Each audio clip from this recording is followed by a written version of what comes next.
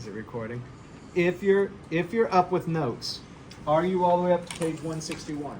If you are, go to that page in your comp book.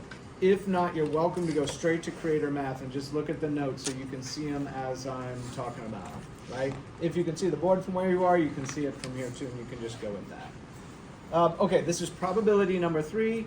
This is the third lesson inside of the unit for probability. This one's called rat maze, and all 3 of these deal with a rat maze. And they're talking about the probability that a rat will take a certain course down a maze. All right, so being that it's the third one, some of these might seem redundant. If you've seen the lessons 1 and 2, you'll see some of these repeat.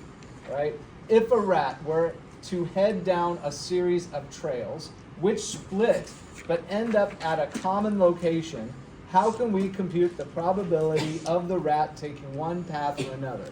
So here's my picture of a rat. Can you tell it's a rat? Does it kind of look like a rat? Maybe a mouse. Does this look like a mouse? Rat? Okay, it's not looking like either, according to your head gestures, like looking like neither. Anyway, that's supposed to be the rat. The rat's headed down this trail. There's 3 splits here. The rat can go down A, B, or C, different tunnels, right? Or trails. The question first is, question 1, given the following rat trail, what is the probability a rat will go A, B, or C? Now, first you have to assume that the rat is making a random choice. Do rats make random choices? No.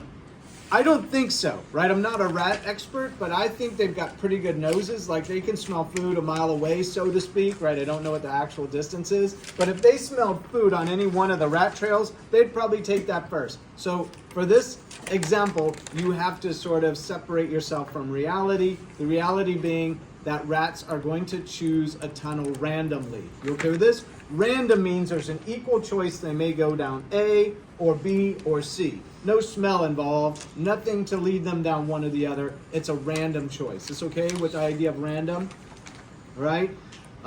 When you roll a dice, the idea that it comes up one number or another is random, right? We don't control how that dice comes up. What would happen to a dice if you were rolling a dice? What could happen that would make it come up the same number all the time?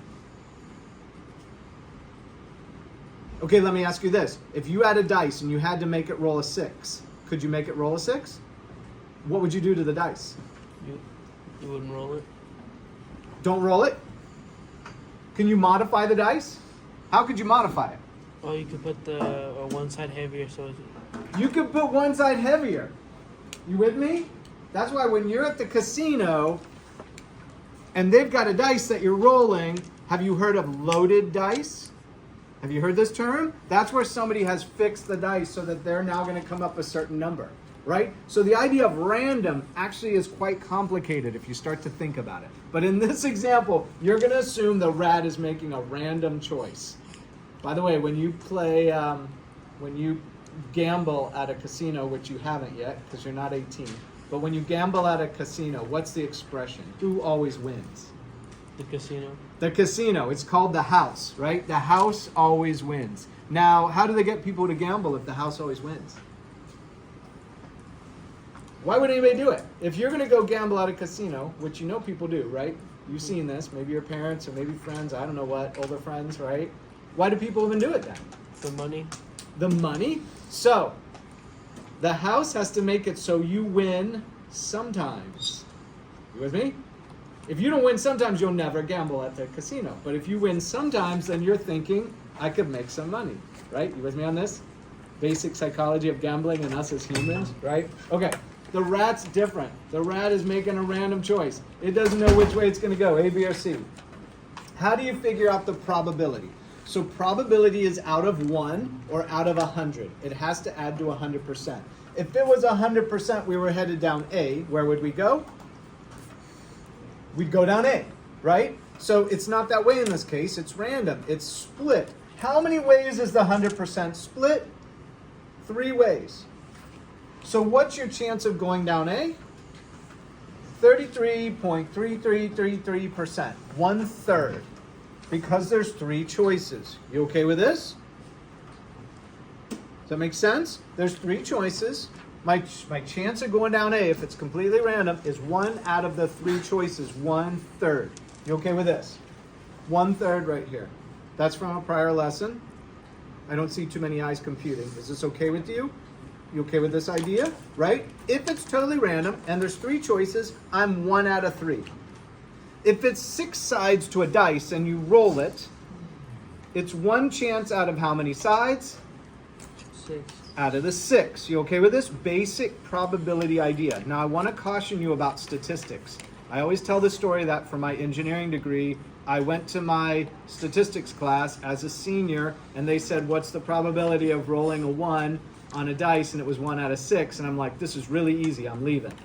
And I left and didn't come back till the final. And then there's this whole part of statistics that gets really complicated. There were distributions, normal and chi-squared and all these different things, right? So I want to warn you, while this is really simple at first, it's 1 out of 3, it can get really complicated from here, statistics can. But the reason statistics is so cool is because it applies to all of you no matter what profession you go into. You're probably looking at statistics. In engineering, I took statistics. In business, I took statistics. In education, I took statistics, right? Because you're looking at how many students did this, and can we get any kind of guidance from those numbers? Anyway, you okay with 1 out of 3? All right, that's our first one. Let's go to Q2. Question 2. Assuming the rat goes down A. So the rat's here now. The rat has gone down trail A. What's the probability of D or E? 1/2. 1/2. 1 out of 2. There's 2 options, and you're going to pick 1 out of 2. Very good. Simple so far. All right. So 1/2, or you could have said 50%, because that's the other way of saying 1/2 if you're talking about percentages. Q3. This must be Q3 here. Is this my Q3? There you go. Assuming the rat goes down C. So here's the rat. They're already down C.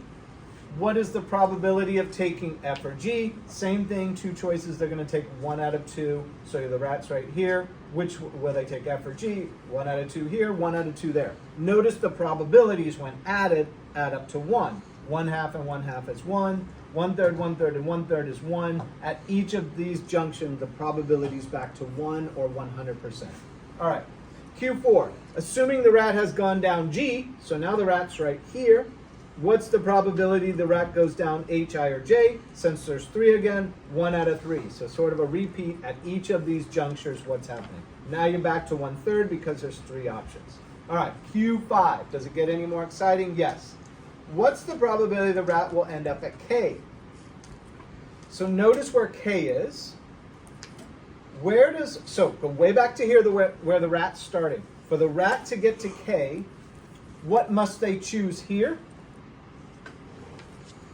For them to get to K, for the rat to get to K, what trail must they choose for this juncture? C. Good. What juncture must they choose for this one? G. Good. And what juncture here? H. To get to K, the rat has to go, make a choice here, random choice, C. There was 1/3 there. Now must choose G, which is 1/2 there. Now choose H, which is 1/3 there. It's a compounding of probabilities. It's less likely they get through G because of the probability of 1/3 here. It's less likely they get to H because of the 1/2 here. Are you following all this? Gabriel, you with me? And then, okay, so what happens? Back to a prior lesson, and multiply, right? We need to go C and G and H. Because we're using the word and, the rule is and multiply. We need to multiply the probability of going C, the probability of going G, the probability of going H. We're going to multiply 1/3 times 1/2 times 1/3. Gabriel, do you mind? Gabriel. Do you mind?